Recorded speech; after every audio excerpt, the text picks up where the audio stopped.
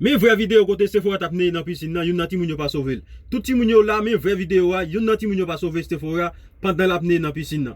Moi pral faire autant de son côté ban ti moun yo parler, ban bra fait. Yon nan ti moun yo pas sauvé ti fia, on prend dans piscine nan.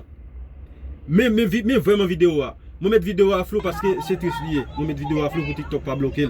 Moi pral faire son, moi faire autant de son côté ban ti moun yo parler. Malgré petite là la fait toute grimace, la voler a descendre dans piscine nan.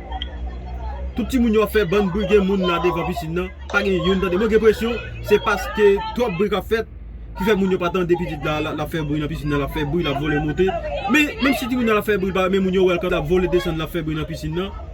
Et puis yo même yo pas tande. Au moins yo pas tande si petite la faire bruit, si petite la brûler et puis yo même y a fait bruit, y a danser, y a fait tout le bruit, y a fait bruit. Gen l'autre moun dehors dans piscine nan tout. Et ni pas gen yon nan moun yo qui d'accord même petite là la venir dans l'eau. Comprenez? Pas gen yon nan moun yo qui d'accord petite là la venir dans l'eau.